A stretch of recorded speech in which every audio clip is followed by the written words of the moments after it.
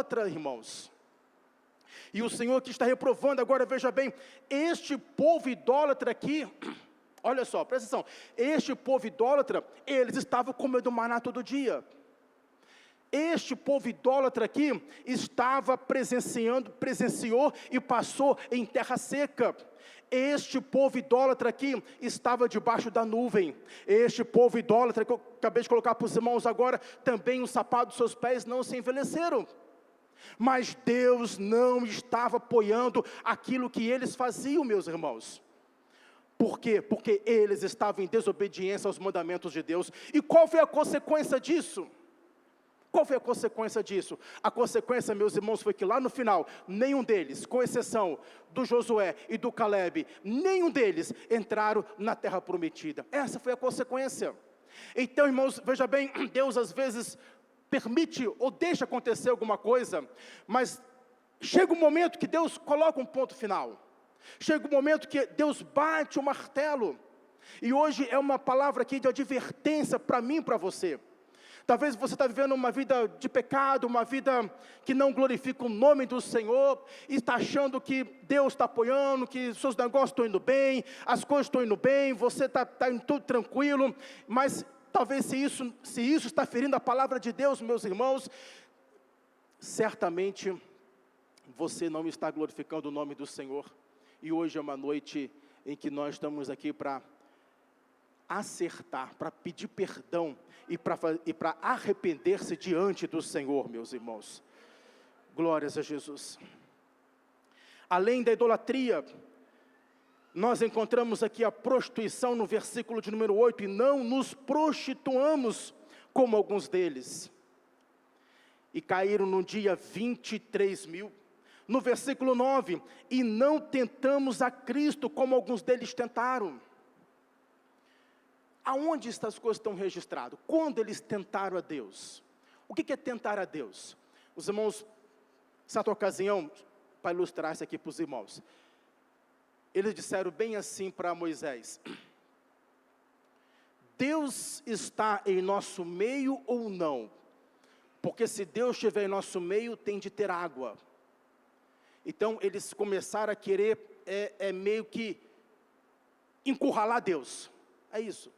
Eles quiseram colocar Deus na parede. É isso que eles querem. Isso tá, deixa eu ler para os irmãos aqui para explicar isso para vocês.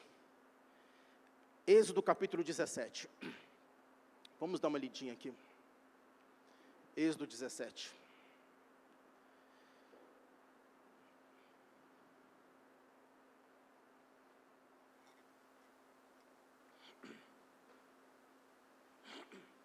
Êxodo 17, versículo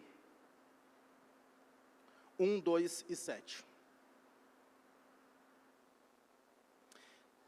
Depois toda a congregação dos filhos de Israel partiu do deserto de Sim pelas suas jornadas, segundo o mandamento do Senhor, e acamparam em Refidim, e não havia ali água para o povo beber.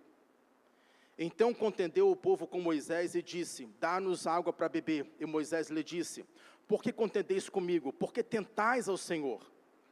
Versículo 7. E chamou o nome daquele lugar Massá e Meribá, por causa da contenda dos filhos de Israel. E porque tentaram ao Senhor, dizendo: está o Senhor no meio de nós ou não? Então, mais ou menos assim, está Deus conosco? Porque se Deus está conosco, tem de acontecer isso.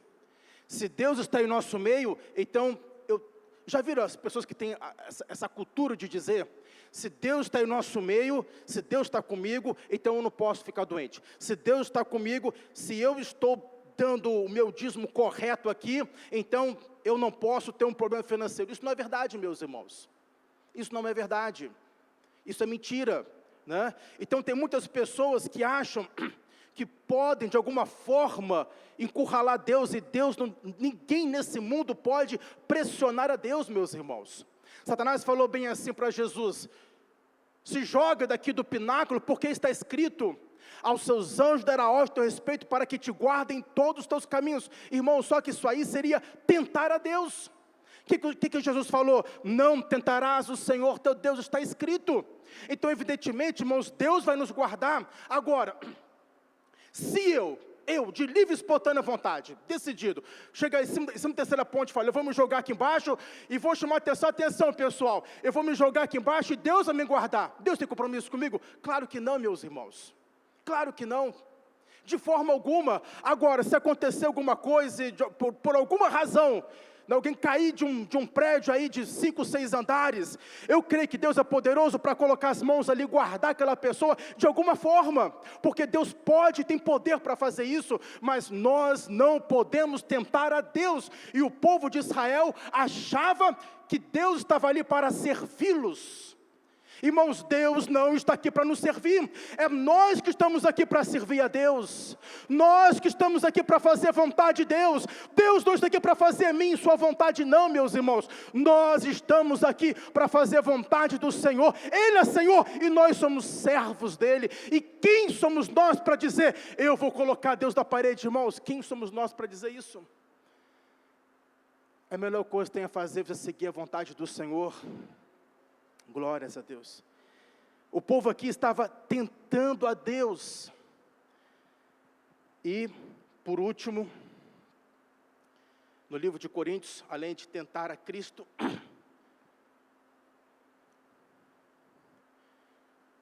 e não murmureis, como também alguns deles murmuraram, e pereceram pelo destruidor. Provavelmente a murmuração foi o maior problema deles, né? Então, quais são os pecados que Deus reprovou o Israel que estava ali no deserto?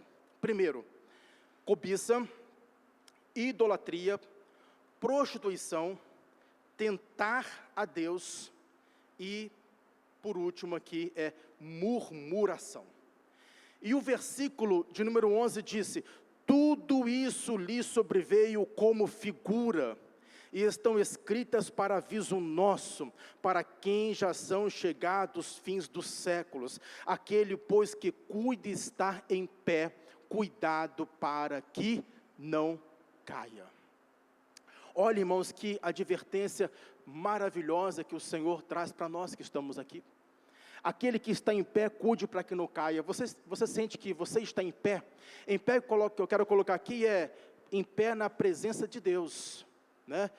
Aquele que, conforme diz o texto, aquele, pois, que cuida, ou que pensa estar em pé, cuidado para que não caia. E essas aqui são as áreas que às vezes tentam nos derrubar.